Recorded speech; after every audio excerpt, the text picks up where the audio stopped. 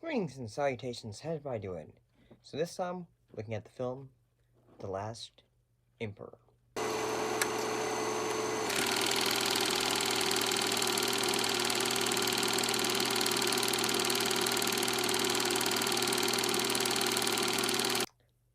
Many years ago, I actually discussed this film. It was when I did on the Laugh Center. Looking back, it made me curious, say, why do we talk about film on the Laugh Center? But then again, I mostly was kind of very dry and boring when I would talk about movies on on on that show. You know those films that you watch where basically all your friends know all the lines and they're just watching it and then they'll say it before even the characters will do? Mostly because I couldn't figure out how to add the skits in. I mean, I'm not Doug Walker, you know. So, let's look at this film we're talking about this time is a epic biographical drama film of the light of Puyi, the last emperor of China. So it depicts his life from his ascent to the throne as an infant to his imprisonment and his political rehabilitation by the Chinese Communist Party.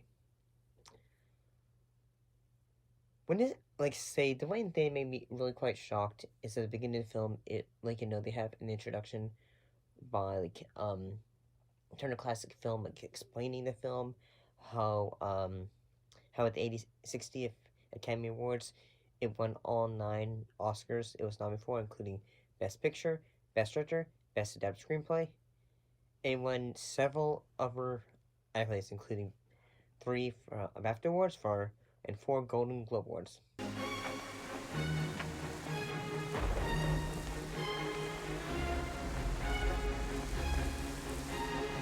I did not mean it!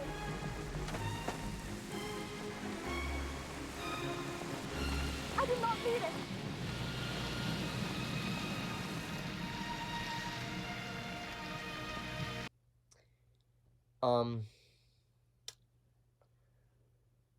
I'm gonna say, having rewatched this now, as you get older, films you would have seen when years ago, and now see them, years later when you're older, your perspective kind of changes. And I feel like, I probably thought the film was alright then, but I'm gonna say, yeah, I can totally understand why this film had gotten so many accolades. Mostly because the film was shot on location in the Forbidden City, in China, and I gotta say that, my goodness, the film is such a bit of a journey. Ever so often, it will have intersections of people's life as an adult. 981. I am accused of being a traitor, a collaborator, and a counter-revolutionary. It is not an accusation. You are a traitor, you are a collaborator, and you are a counter-revolutionary. And then it'll go back to say when he's a child, and then as he gets older and older. Anyway, the thing that you think about though is yes, he is made the emperor after the empress passes away. The one thing I kind of made me think about though isn't that basically he doesn't really know, he's just a small child when he ascends to the throne. So, he's just say, hey, yeah, I'm in charge of everything and all that stuff. And at the same time, when you see, him, going to say, hey, there's a cricket, and all that, you can see in that moment, all the curiosity of a child.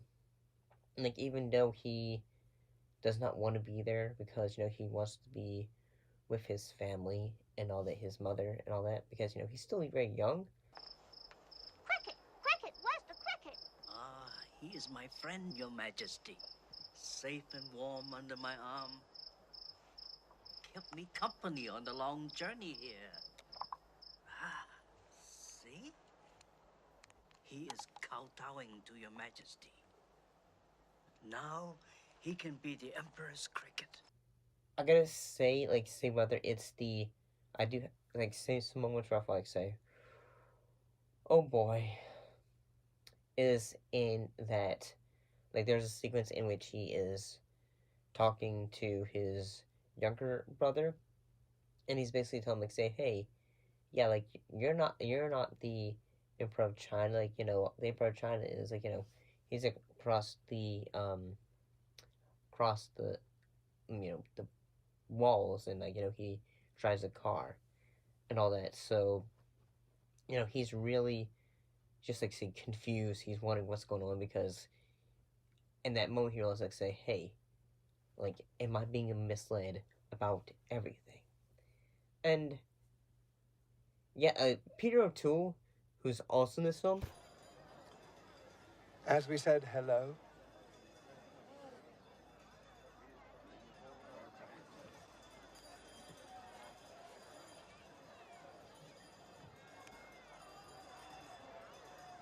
Farewell, Mr. Johnston.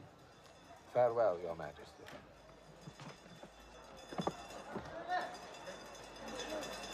plays Reginald Johnston, who's basically kind of almost like a mentor to him. The sequence where I say, okay, now this is dramatic. Not only is it the sequence in which he is he realizes say, he wants to be a family and all that, and he can't because say basically, yes, he's not allowed out, and in a way, I realized it. Yes, he wants to get out, but in a way, he's stuck in isolation. Yes, others are say, hey, you must stay here in a way, but in a way, everyone is keeping him in a way isolated from the rest of the world in a way. And whether it's the sequence in which he is just yelling, he's wanting to get out, so he's on top of the roof and all that. You can feel the desperation and all that. But eventually, yeah, he's able to, once he gets older, he gets a wife and all that.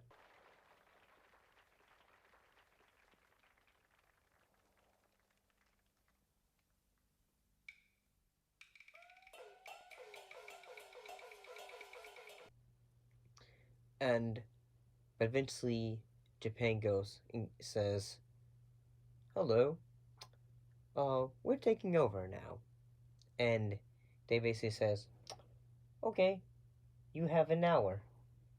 Now leave," and all that. So the moment when he is looking at the tank, looking out at everything, because he's seeing things through a new perspective.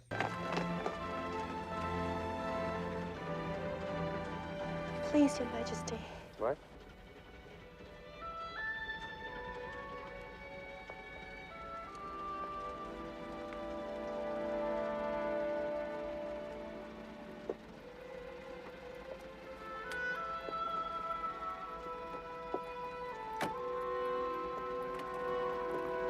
And that, yes, he's an adult, but at the same time, he's seeing things for the first time, a world that he still doesn't completely understand.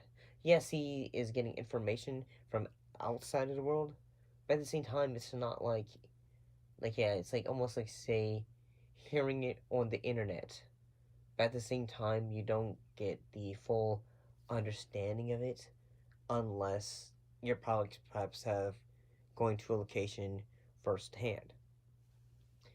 Um, yeah, I thought the moments say when he is like um trying to tell his story when he's being held hostage, into rehabilitation and all that. I thought the the acting done by John Lone, um he does a really good job. in the role. And like he's like looking back and like seeing a film piece of like how he in a way, yes, Japan had used him in a way, and he did not really realize it. Because in a way, basically, he just realized like say, hey, like he had been so used to being, when he fought, like he fought was never, it was just a ceremonial kind of thing. So he kind of felt like I want to have a sense of worth to others in a way. And but like eventually the guy who's in charge of the detention camp, like years later he is a he is a gardener, and then he discovers the detention governor is now a political prisoner, and like the rejection of when he's rejecting the idea of communism in a way, because he was an anti-revolutionary. And yeah, eventually, yeah, like say he's trying to like say, hey, like this guy's not a bad person. He's not a bad person. He was, in a way. But the sequence in which kind of like what the film goes all full circle is when he is now owner, and he goes to the the throne room in a way again, and he's talking to a young boy, telling him like say, hey, yeah, I was a emperor at once, and then he shows him the cricket, which is now extremely old. And then like the kid goes like say, "Oh, this is cool," and it's like say like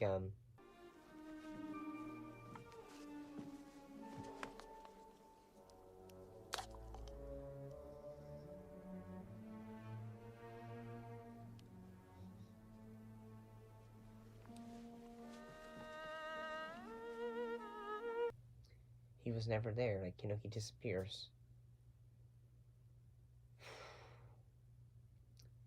Yeah, I wasn't really gonna make many jokes in this one because I thought that probably wouldn't have been.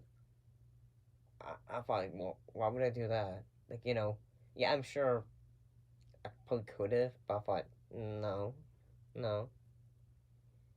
So yeah, I thought this film was relatively good in a way, and it kind of made me interested in like wanting to learn more about um the man, like history wise.